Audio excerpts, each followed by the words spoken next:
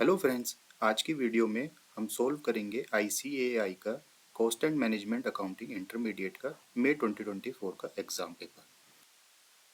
चलिए क्वेश्चन पढ़ते हैं। टेस्को cycles limited uses about 3,60,000 cycle locks per annum and the usage is fairly constant eight 30,000 per month. The cycle locks cost rupees 240 each at wholesale rates and carrying cost is estimated to be 10% of the annual average inventory value.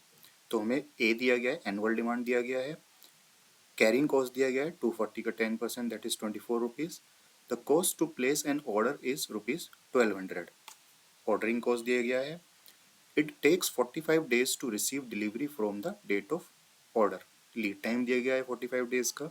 In order to avoid any kind of disruption in assembly line, safety stock of 6,500 cycle locks is always maintained by Tesco Cycle Limited. Safety stock दिया गया है। Assume 360 days in a year. हमें compute क्या करना है? EOQ, the reorder level. The company has been offered a quantity discount of 2% on the purchase value of cycle locks, provided the order size is 30,000 unit at a time. Advise whether quantity discount offer can be accepted. Third question में क्या कहा गया है? अगर मेरा order size 30,000 है तो मेरी परचेज कॉस्ट पे 2% का क्वांटिटी डिस्काउंट मिलता है। तो क्या मुझे वो क्वांटिटी डिस्काउंट का ऑफर एक्सेप्ट करना चाहिए या नहीं करना चाहिए? चलिए क्वेश्चन को सोल्व करते हैं। क्या क्या दिया गया है? एनुअल डिमांड दी गई है 3,60,000 की। सी दिया गया है 10% ऑफ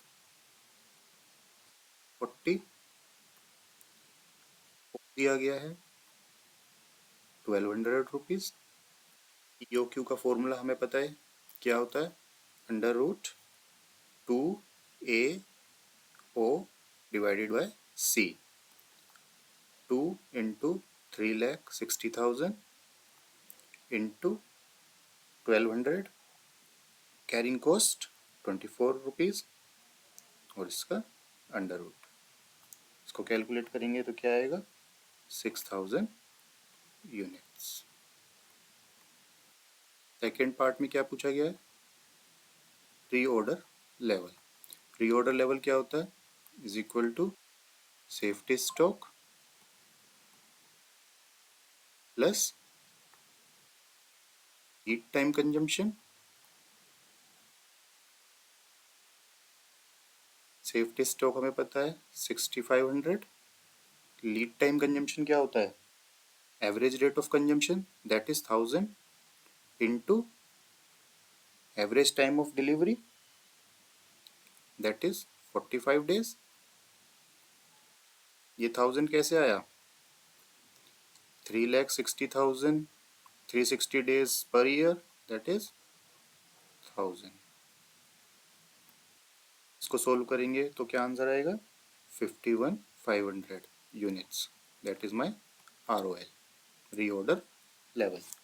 थर्ड पार्ट में क्या पूछा गया है कि अगर मैं 2% का डिस्काउंट ऑफर लेता हूँ लेकिन उसमें मेरा साइज क्या होगा? ऑर्डर साइज क्या होगा? 30,000। तो क्या मुझे 2% का डिस्काउंट ऑफर लेना चाहिए या नहीं लेना चाहिए? और हमारा अभी EOQ क्या है? 6,000। चलिए कैलकुलेट करते हैं। क्या कंपेयर करेंगे? पहले परचेज कॉस्ट 30,000 होगा तो परचेज कॉस्ट क्या होगी? 3,60,000 की टोटल क्वांटिटी की रिक्वायरमेंट है। एक पीस कितने का पड़ेगा? 240 इंटू 98%, 2% का डिस्काउंट दैट इज 8,46,72,000। और इधर क्या होगा? 3,60,000 इंटू 240, 8,64,000।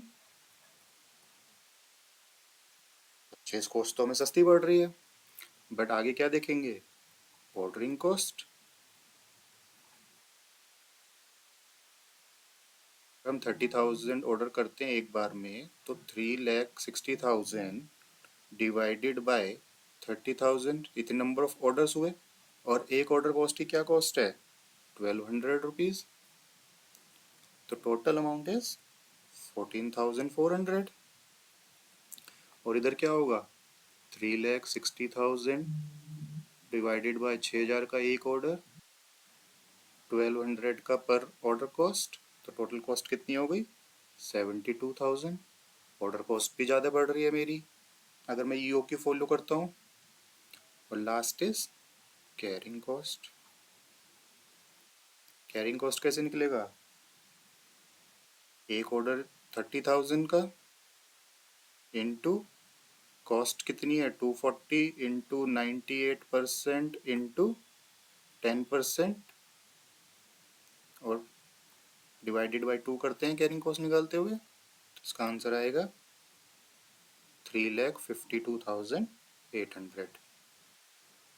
और इधर 6,000 डिवाइड बाई 2 हम करते हैं इंटू 240, कोई डिस्काउंट नहीं, और 10% का हमारा carrying cost that is 72,000। Carrying cost में हमें ईओक्यू पे बहुत बेनिफिट हो रहा है। तो टोटल कॉस्ट कितनी हो गई, अगर 30,000 का हम ऑर्डर लेते हैं तो 8,50,39,200। और इधर ईओक्यू लेते हैं तो 8,65,44,000। किसमें कॉस्ट ज़्यादा 6,000 दैट इज माई ईओक्यू। तो हमें क्या करना चाहिए, हमें 30,000 वाला ऑफर एक्सेप्ट कर लेना चाहिए या 2% का डिस्काउंट हमें एक्सेप्ट कर लेना चाहिए क्योंकि वहाँ पर मेरी टोटल कॉस्ट कम पड़ रही है। Thank you.